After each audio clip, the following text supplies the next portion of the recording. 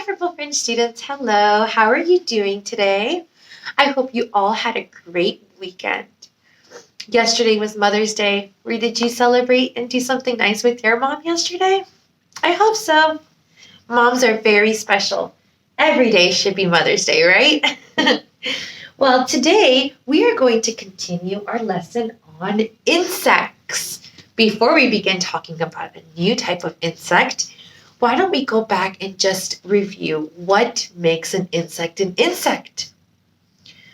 An insect is a tiny little animal that has three body parts.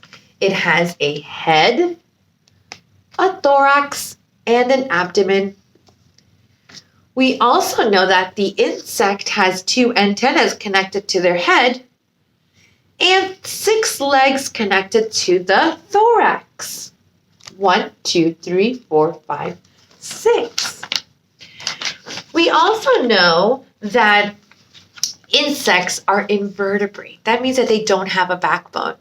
And they have something called an exoskeleton. That means that their skeleton is on the outside of their body.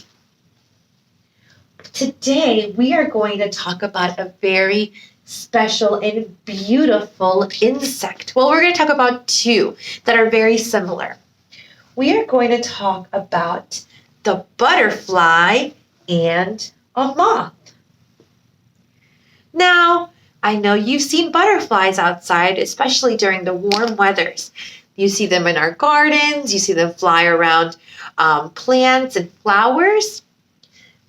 But the butterfly has a cousin that is very similar, called a moth. And we are going to find what makes the butterfly and this moth similar, but what makes them different. They both are insects, but let's find out a little bit more about the butterfly and the moth. Wow, look at this picture of a butterfly. Isn't that beautiful? This book is called Amazing Butterflies and Moths.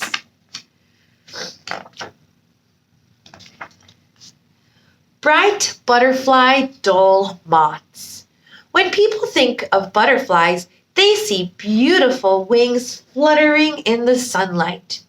When they think of moths, they imagine a dull creature of the night bumping against a light bulb. And sometimes they're right. Let's start with a butterfly. What makes a butterfly a butterfly? Like all insects, butterflies and moths both have 6 legs. They both have 6 legs. They both have 2 pair of wings. They have big eyes, antenna, and a long tongue called a proboscis. So, they both have wings, legs, proboscis tongue.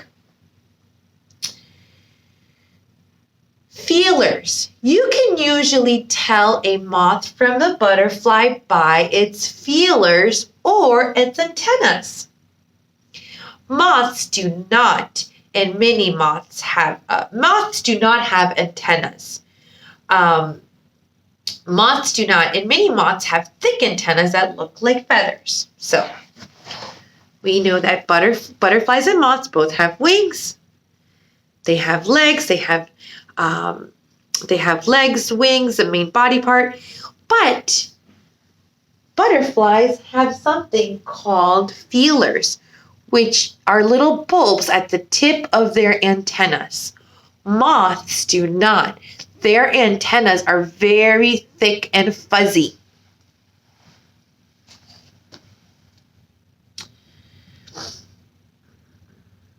Now, when a butterfly rests, they close their wings over their backs, just like this. But when a moth rests, they usually sit with their wings flat. So when a moth rests, they rest with their wings flat. And when a butterfly rests, it rests with its wings back.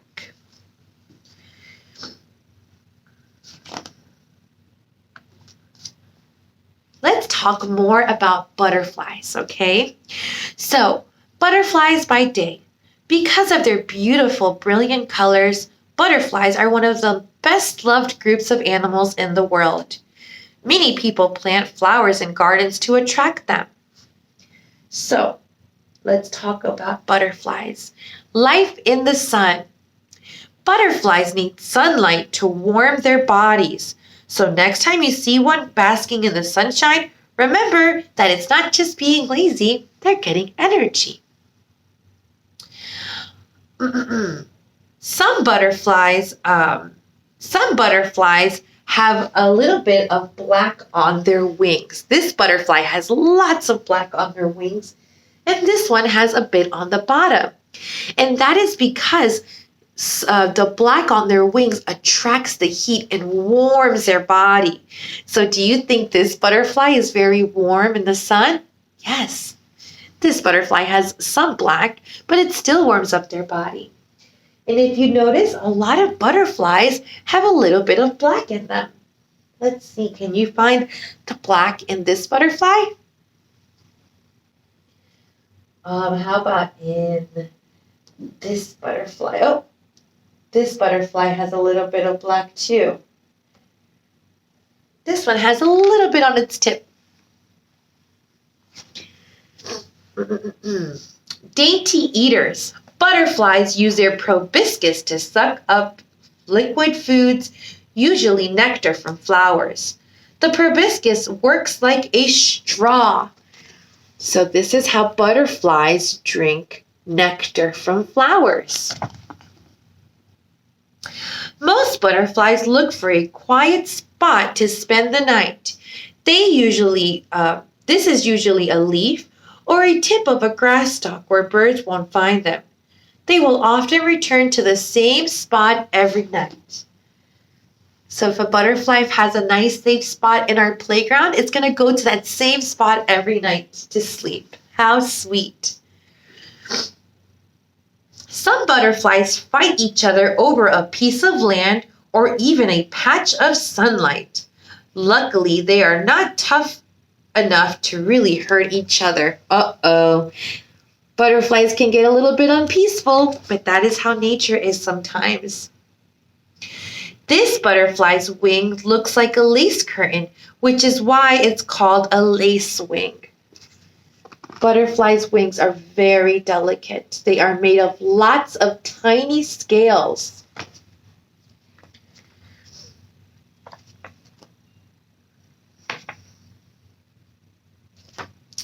Now let's talk about moths. Many moths are attracted to bright light. For years, no one knew why. Now, scientists believe it's because they find their way in the dark by using the moon and the stars to guide them.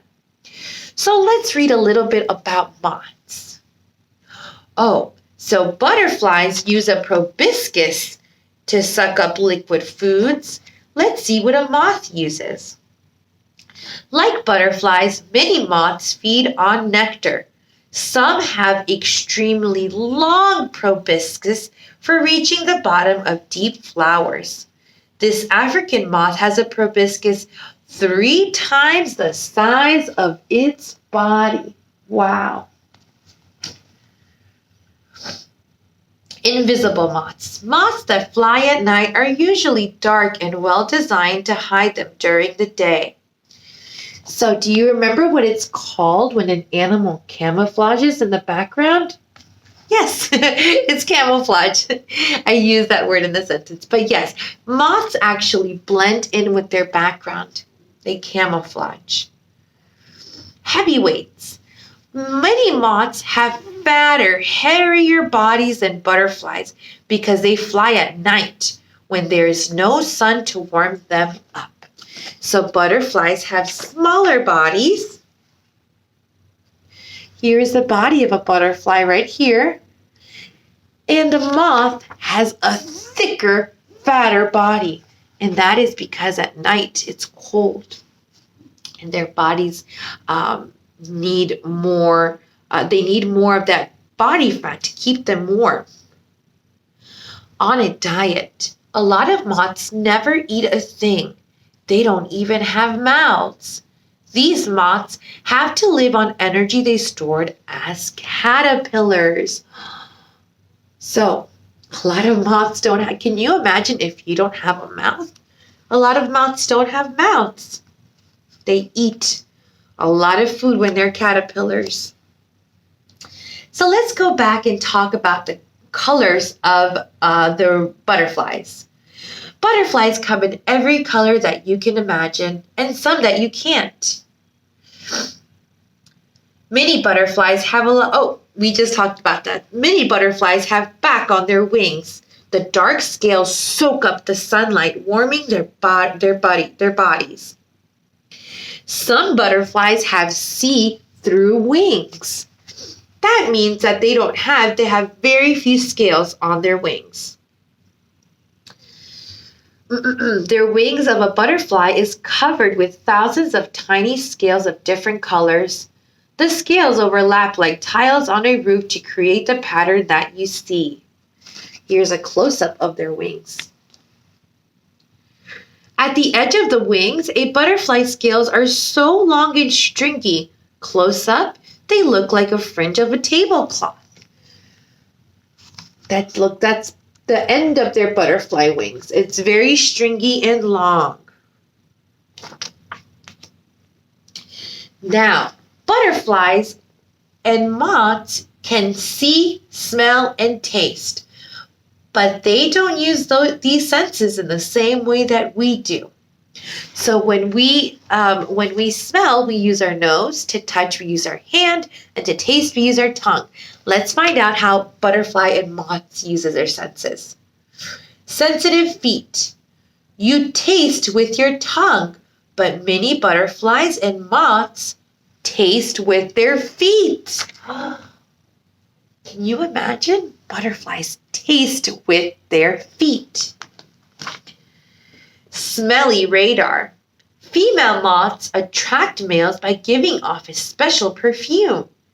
When males smell this perfume with their antennas, they can be huge, feathery, and very sensitive. The moths with the best noses can sniff out a female miles away. Some male butterflies have a yellow brush on their rear end. They dip this in a special perfume and dust it over the female when it's time to mate. Wow. Oh, silent night. Butterflies and moths do not have ears like we do, but some moths have a special kind of ear on their side of their bodies. They needed to listen for bats, which track them down in the dark using high-pitched squeals. Most caterpillars have 12 eyes, but each eye can see no more than light or dark. A few kinds have no eyes at all. And butterflies and moths, they come in so many shapes and sizes and in different patterns. Some butterflies have a specific pattern on them to make it look like they're another animal so that they can scare off predators in the wild. Look at this butterfly. This is a Queen Alexandra butterfly from New Guinea. It is about 11 inches long. And some butterflies are so small, they look like little bees. And some moths are also big. This is a comet moth or a Madagascan moon moth. And it has a large tail. Many butterflies and moths have long tails on their wings to disguise their shape. The amazing comet moth from Madagascar has the most impressive tail of all. Invisible butterfly. Some butterflies have wings like church windows. The glass-winged butterfly lives deep in the jungle where it flies close to the ground and it's very hard to see. Also, some butterflies, some of the most colorful butterflies don't need to hide because they are poisonous. A bird that tries to eat one will get a foul mouthful. It will stay away from bright-colored butterflies the next time. So a lot of butterflies, some butterflies use their bright colors on their wings to warn off other animals. Because usually when an animal or when something is very bright, it could mean that they're poisonous. And some butterflies are actually poisonous. And some butterflies try to make themselves look poisonous. You see, this is a poisonous butterfly and this is a non-poisonous butterfly. They try to trick you. Oh, wings that wink. Many butterflies and moths have marks on their wings which look like eyes. A quick flash of these eye spots startles their enemies. So, butterflies use the bright colors on their wings to scare off other animals. But they also have different patterns on their wings to make it look like eyes. So if you were to see this butterfly on a tree from far away, it looks like an eye of either a frog or a snake or something that is in a tree, maybe an owl. But isn't that a very neat and clever way to warn off other animals? Oh, this is actually called an owl butterfly. The owl butterfly is bigger than a sparrow. It gets its name from its huge eye on its wing. Perched on a tree trunk, it looks more like a bird than a fragile insect. Oh, morpho butterflies also have eye spots at the bottom of their wings and bright, brilliant colors at the top. If a bird isn't fooled by these eyes, it might as well be dazzled by the flashing colors. We also know that, and something else that we're going to talk about is the transformation that a butterfly and moth goes through. Now, here is a moth and here is a butterfly. Butterfly and moths don't start off as butterfly and moths.